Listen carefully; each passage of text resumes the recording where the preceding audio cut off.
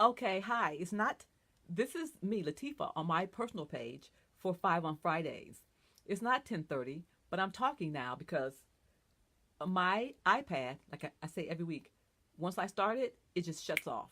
And so I come here early so it can do the thing. It can shut up when it wants to. And it's not doing it yet. So I'm going to give you a little bit of trivia. Yeah, I have 5 full minutes to just have you on here.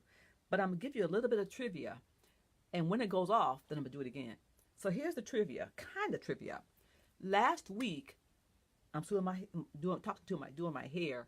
The things that girls get do here, they do their hair. Like this is just a mirror. Anyway, let me be serious. But this is going to go off in a minute. So here's the trivia.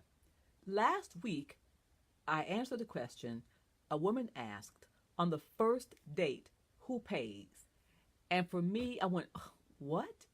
What kind of question is that? Of course the man pays. But then I caught myself and I said, nope, that's wrong. It's wrong because everything is different today. That was my generation. And now it's different. I think the woman who asked me that may have been 20 something, 30, I don't know. But I went back and thought about it. So, no, that's not the answer. The answer is not the man pays. And I wouldn't say that I made a mistake with that one. I had to think about it. And then I realized it's not. And so my answer is this. First of all, I believe this. Whoever has the money pays. I always believe that. But then, so I said, okay, so in every man and every woman in the man is the anima. That's the female energy.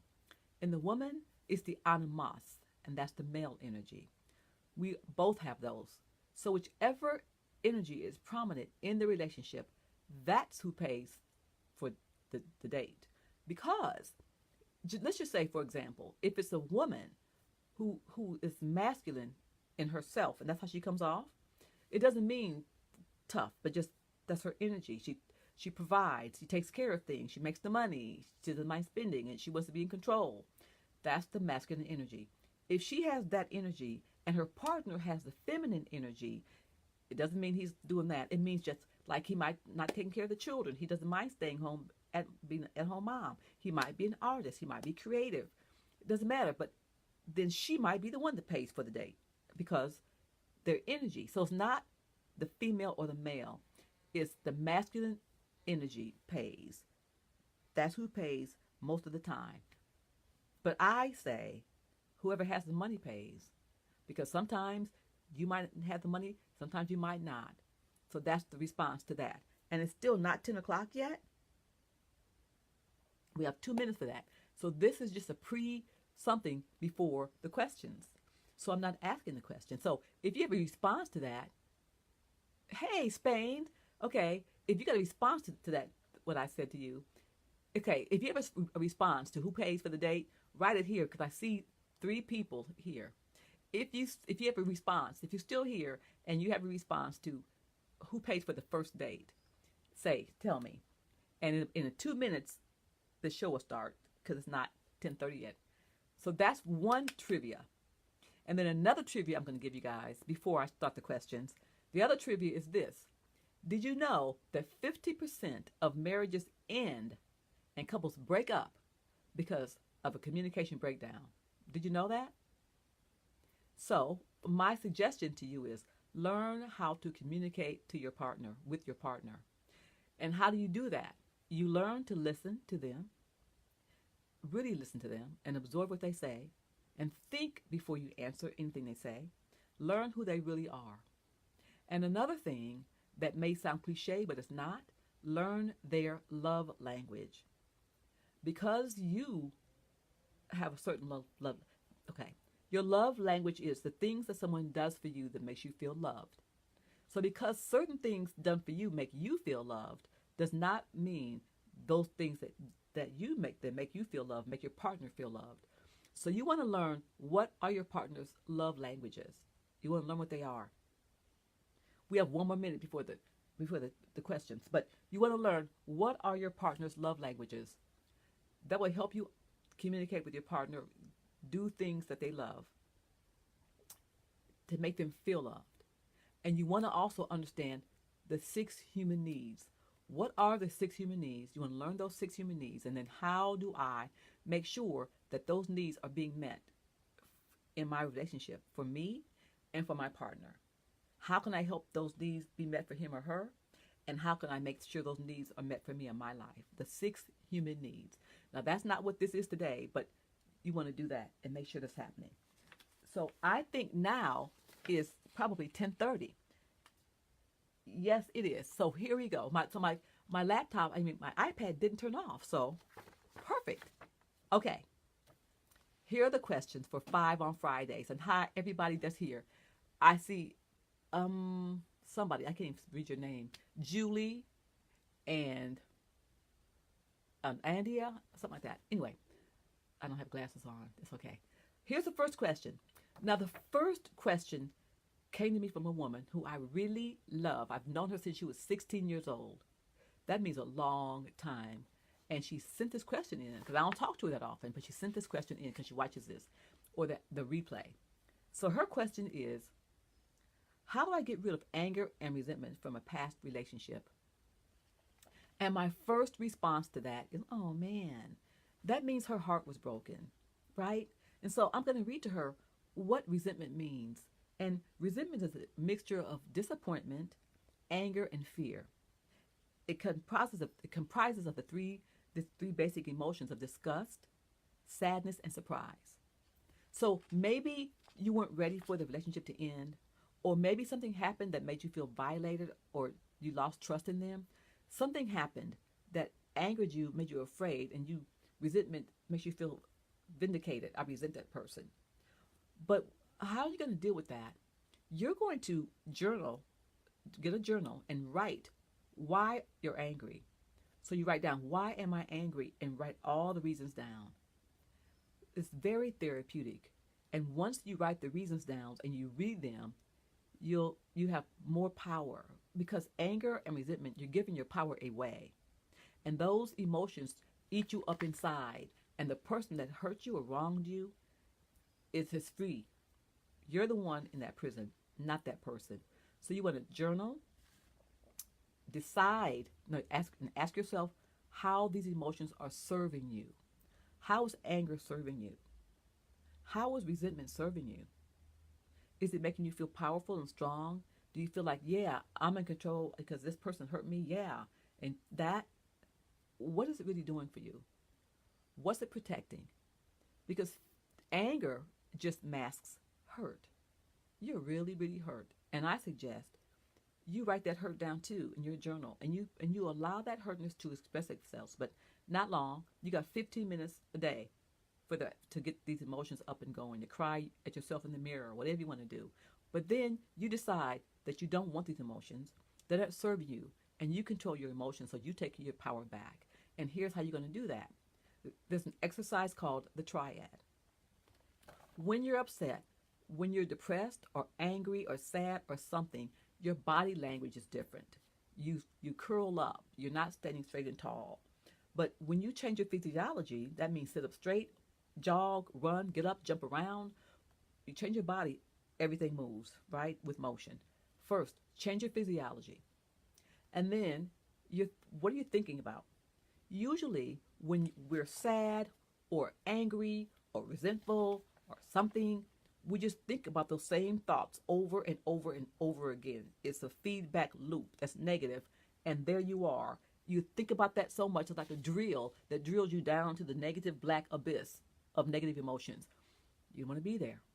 You can stop it. So, change your physiology. Change what you're thinking about. Realize that you're thinking the same thought over and over and over again. So stop that. In that place, you go to a memory.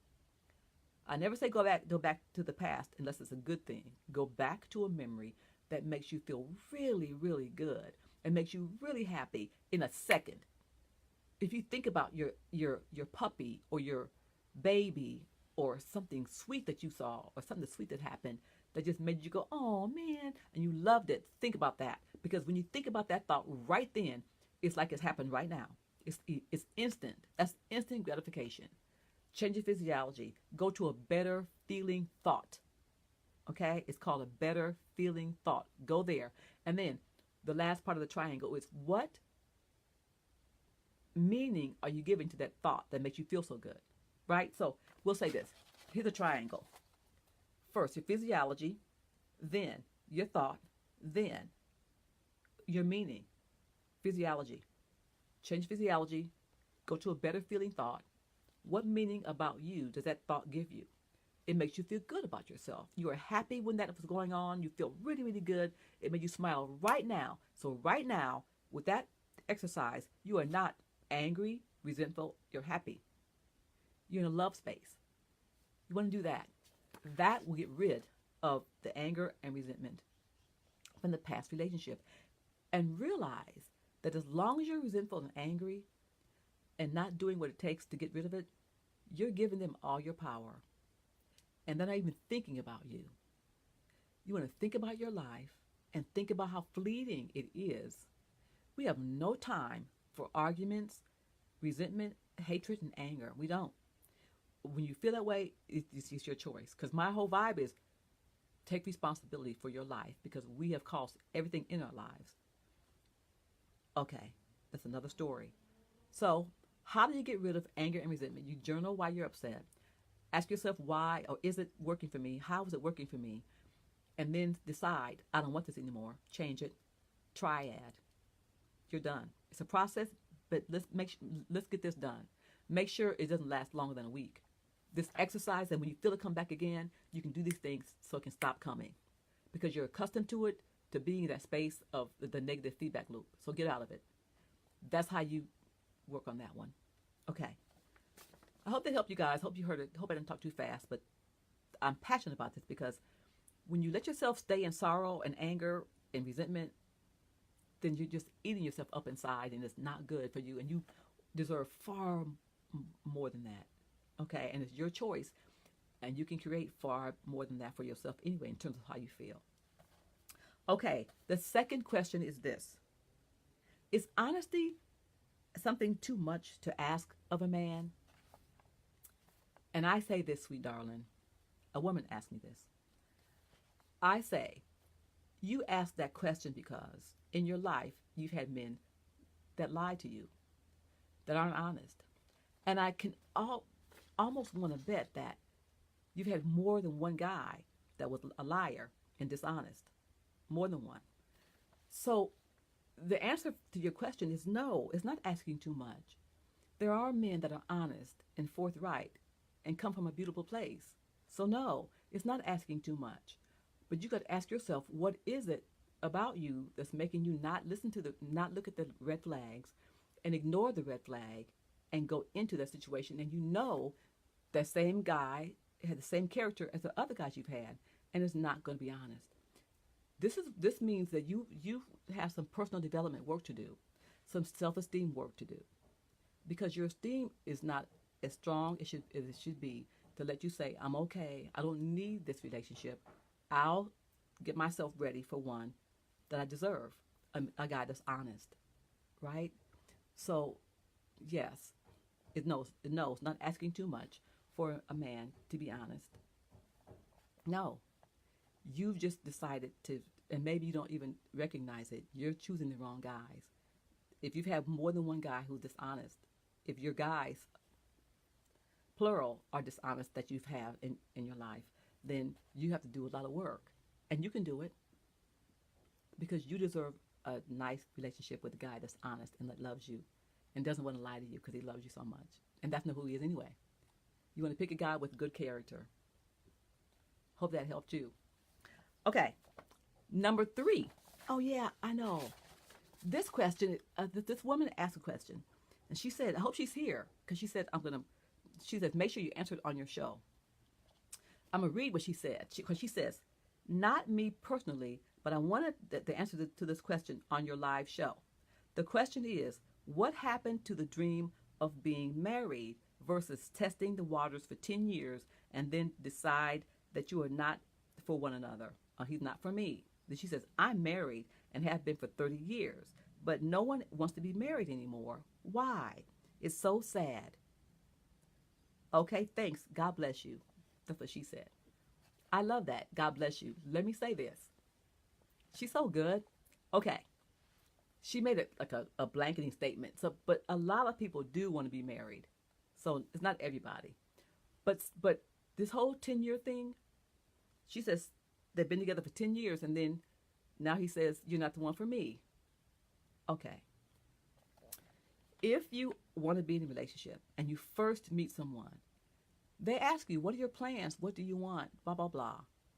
If you want to have a monogamous, long term, married relationship, that's what you say. I want marriage. I want to spend my life with you and I want the institution of marriage. If he says, I'm not looking for that, that's your cue to make your exit. And because someone wants what you want. We don't wait around for 10 years to see he might change his mind. We can't change people. People change because they want to change. Now, if you stayed with the guy for 10 years, you have been telling him that you don't matter, what you want doesn't matter, and you don't love yourself. And if you don't love yourself, he does not want to marry you, and he can't love you how you want him to love you because you don't love you like that. It sounds harsh, but it's true. You've got to love yourself and command what you want and ask for it. If he's not ready to give it to you, then you want to walk away, and it's okay. That's what that is. Because if you guys break up and then after 10 years, trust me, in 6 months, he'll be married to somebody else. That's how it works. Okay? And another reason why people don't want to get married or him, they think the grass is greener. Only every now and then is the grass greener. Usually it's not. What you have at home is good and you can work on that and make it just what you want. But that takes effort. It takes work to make your relationship become just what you want or to keep it there or better.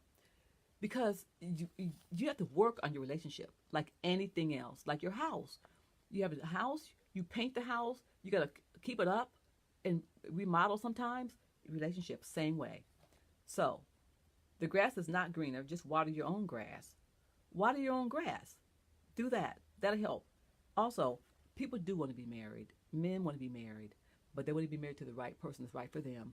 You're right for them when you ask for what you want, when you allow him to see your vulnerabilities. Sometimes that's our superpower. Be honest, be open, know that you're enough. If what you want and who you are is not good for him, that's not the person for you anyway.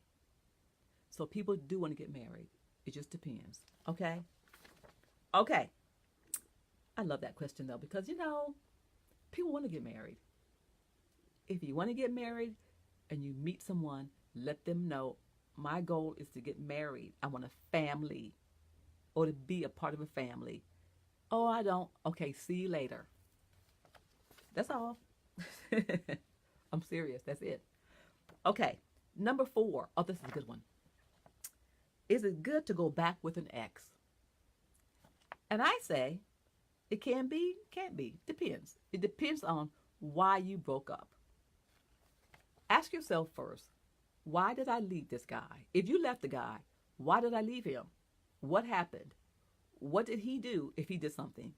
Or what was going on with me that I left? Because everybody understand this. It's always you. We can't change other people. We can't blame someone else about our lives. It's our life that we're responsible for. So you want to go, why did you guys break up? What did you do? How were you? Were you insecure? Were you someone different than you are now? Did he do something with you that's unbearable that you can't forgive him? What's going on? Why'd you break up? Because sometimes it's not the right time. The timing's off. We shouldn't be together. We're not jiving right now. It doesn't work, but I love you. But down the road, if I see you again and the love's still there and we're different people, then yeah, we can make this thing work. So yeah, is it good to go back with an ex? It depends why you left and when you see them, if they're different, if you're different, and do you guys really meet and match? So yeah, because love doesn't love anyone, it loves it. Love, love, love. So if you have that love and you get back together, Remember, love doesn't love anyone. So if you don't cherish that love and cultivate that love, it won't stay around again. So be with whom you like to be, but don't forget you have to work on a relationship. And if you left the person because of something, when you get back together, you sense that something's still there, please walk away. Don't stay. Save your time. Life is short and it's sweet. Don't do it. But yeah, okay. Hope that made sense. It did. And the last question is, they say opposites attract. Is it sustainable in a relationship? I say it depends on how opposite you are. So it depends. If you're just total opposites, politically, what you think about, what's fun for you, what you're passionate about, I don't know, all those deep things, if they're different, way different, then, I don't know. But we're all different, and we have diversity, and it's important. That's good that we had that. You know, if you eat just the same kind of food forever, how would you learn about other places, other food, other cultures? I think if you're opposite, but not way so different you can't even stand each other. But if you're opposite, I think it's okay. I think if you meet someone and you're different people and you're opposite, find our similarities. How are we similar? What do we like? How will our life look like? So we can go to a restaurant and order different food. Okay, we're still together. We can go on a trip and we like to do these things together. So this is a good example. Say that your guy or your person wants to horseback ride and you don't want to, but you're on a trip. And you go, okay, you can try to ride the horse. If you've never ridden a horse, you can try to ride the horse. Be courageous, do it. And then you'll say, okay, I don't like this, or I really like it. You might try something you haven't tried before and really enjoy it. You're different though, but with differences, you learn about other things and really about yourself. When you experience something different, you learn about you. You learn about your partner, but you learn about you. This whole thing on the planet is to expand and to grow. And it's always about us expanding. We are the universe. The universe is always expanding. There's always a different planet or a different black hole or something out there. We are the universe. We are all growing and expanding. We are. And so when you grow and when you have somebody different, you learn different things about that person and totally about yourself. You expand and you grow. If you're so different, then no. But it can be sustainable if you love each other, and that's just how it goes. I've met people who are way different, but the love is like that glue. Is bigger than everything else. The love is the glue, and in the other way, all bets are off. I love you. I don't care how different you are. I'm with you. We'll work on that, and they do, and it works. So that answers your question. So I'm gonna review what questions I answered. And I had coffee, so I'm talking really fast, and I apologize. I won't have coffee next time. The first question I answered was, how do I get rid of anger and resentment from a past relationship? Journal. I said journal. Ask yourself why. If those things are working for you, decide to get rid of it, and then do the triad. And then the second one was, can a man be honest? Is it asking too much? I said no. It's not asking too much. Yes, a man can be honest. If you pick men that are deceptive and dishonest, check yourself. You have work to do. And third one, she asked, why don't men want to get married? People want to get married anymore. And I'm saying that one experience that you just talked about, maybe that's what you're looking at, but people do like to get married. They get married every day. They're always getting married. People do want to get married. But if you want to get married, the person that you're with has got to know that. Don't stay 10 years with someone if they don't marry you after 2. That's how it goes. For me. The fourth question that I asked was, is it good to go back with an ex? And I said yes, depending on why you broke up. You analyze that and review that, and if things are differently, why not be together? If you love each other, it can work. And the last one about opposites attracting. It's okay to be different. If it's too different, then of course it would work. But if it's different, don't make your insecurities and your fears keep you away from love. That never makes sense, because the biggest thing we have and the best thing on the planet, in my opinion, is love. So I hope this helped everybody, everyone. I love you. I'm gonna say peace out. And I don't know who's here, but um, Goldie Ann Smith is watching. Hey, Ann. Okay, so um, you'll see this. It'll play again, and next week I won't have coffee. But those are the questions. Those are the answers. If you want any questions you have, ask me. Just post a question. Next Friday, I will certainly answer it. So I'm gonna say I love you and peace out. Bye.